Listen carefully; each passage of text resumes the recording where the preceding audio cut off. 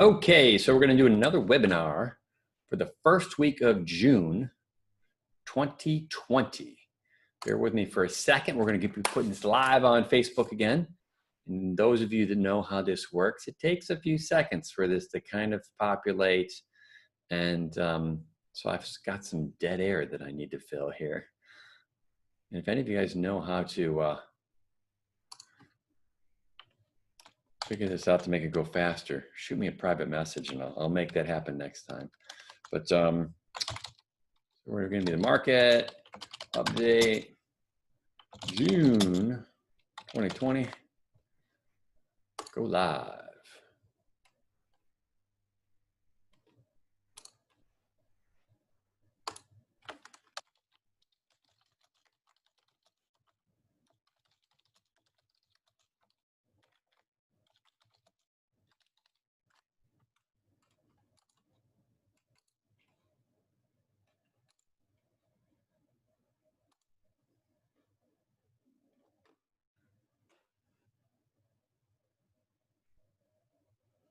Okay, so we should be almost there. A couple more seconds here.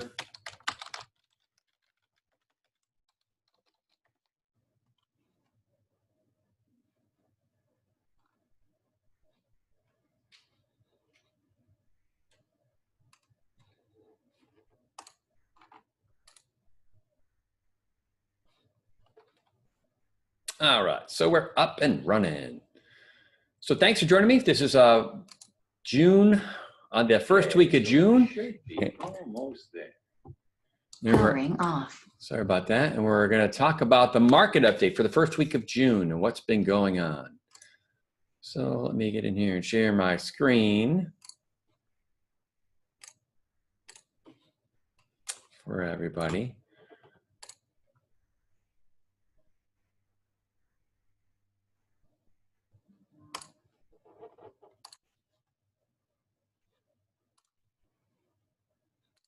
Okay, so this is for, the week ending June 5th. So this is for the stats for the first full week of June.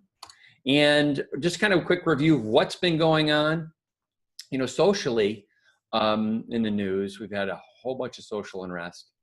And we're not going to dive too deep into that other than as a country, we need to do something.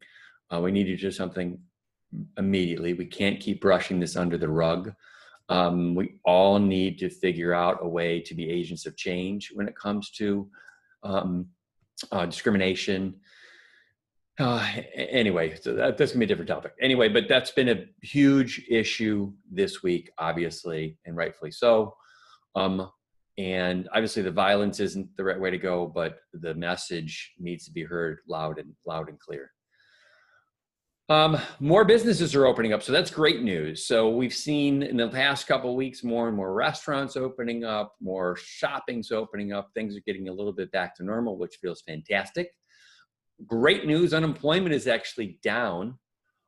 We ended April with about 14.7% unemployment. May was down to about 13.3%. So that's great news. The Dow Jones is also on fire. So it started the month of May at about 2,300 points, ended the month at about 25.4. And then today it had a huge rally and it's up to 27,281. So up over 800 points today. So that's also great news. And mortgage interest rates are still, for a 30-year fixed, conventional financing is under 3%. The only negative that's been going on still is a lot of the people that are out of work. I think the number was about 4 million people missed their May payments and for their house payments. And that's obviously a huge problem because we still have a ton of people unemployed, and that will eventually start to hit the real estate market. This is a graph of I'm going to dive into some more data a little bit more in depth in a second, but this is kind of it in a nutshell. So the first part of this graph shows the percentages of what's going on as far as new listings. Let's go to presentation mode, easier for you guys to see. So when you look at this for the first, when we compare the first basically full 5 months of 2019 to the first full 5 months of 2020, this will kind of give us a good idea of how this year's stacking up against last year. New listings were at about 4,000 new listings this year. And this is for pretty much all the western suburbs when I look at this data. We're down though about 16.6% from last year. So there's 16% less new listings.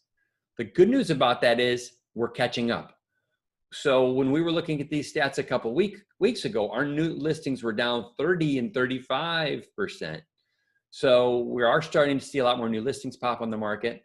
For sales, so the amount of homes we have to actively try to sell, that number is still way down. It's down 43% from last year. Homes that went under contract, this is the interesting point, is about flat compared to last year, which you would think even with everything that's going on, homes under contract would not be about even as last year. You think they would be down a lot more. Average days on market, so how long did it take for a house to go under contract? That's also down from last year. It's now only taking about 61 days, so it's down about 11%. And the great news is average sale price is up about 7% from the first 5 months of 2020. Another stat I like to look at that gives us an idea, it's a little broader market snapshot, is the rolling 12 months. And you can kind of see those there on the right. New listings is about flat, believe it or not, if we take the rolling 12 months. For sales, so amount of available listings to sell though is still drastically down. Homes under contract, I would almost call that flat, but it's up about 2% for a rolling 12 months. Homes actually transfers is about flat from the rolling 12 months. Average days on market though is down. So we're continuing, if you look at the year over year average, we're about 9% down as far as how long it's taking to sell a house. And then average sale price is also up. So, you know, if you look at just for this spring, we're up about 7%, a rolling 12 months, we're up about 5%. So that's great news. And then for those of you that are really numbers geeks and want to geek out over some of this stuff, I'm going to just show you real quickly here, bear with me. And share with you this data. So this is where I get the data for that other chart from, but this can kind of show you what's going on long term. Green is for sale, dark green is transfers, red is under contracts or pendings, and blue is new listings. One thing to really look at here though is, so in May, homes under contract there's about 1,000 homes that went under contract on the west side of Cleveland. That's the most we've ever had in the last 2 years. So you have to go back, to maybe last May was close. It was about 900. Also the May before that, it was about 900. So even with COVID going on, we are selling houses like crazy. We're putting houses under contract. The other thing to notice is the light green is the number of available homes to sell. Hardly any compared to the previous May or the May of 18. And then new listings is the blue line. Once COVID hit, that's where the new listings took the dive. We normally don't take a nosedive for new listings in April. If you go back here to this April, you kind of see this graph for the blue, which is new listings, continuing to go up. That's historically what happens in the spring. And if you were to take this back farther, this blue line would also be going up. We kind of peak in June and we start to go back down. I was talking with another agent the other day, and I think this really feels like March, like we've missed a couple months in here. So what we're hoping to see is a bunch of more new listings coming on the market in June and July. People that were kind of sitting on the sidelines waiting for this to kind of get back to normal a little bit. Fingers crossed. Scroll back down here. This dark orange bar is how long it's taking for a home to go into contract. Again, you can see for May, it was about 45 days, which is the lowest it's been in the last 2 years. Scroll down even farther. This just talks about the median price and the average sale price. We talked about that a minute ago. We're trending up. This is another graph we love to look at as realtors, just to figure out what's going on. If it's a buyer's market, a seller's market, we typically say if there's under 3 months worth of inventory, so there's the 3-month line, it's a seller's market. And you can see nowadays, it is a very, very strong seller's market, especially for homes under $300,000 or $400,000. And I think that's one thing this graph does not show is if you're listing a home over 400, I would say it's a neutral market.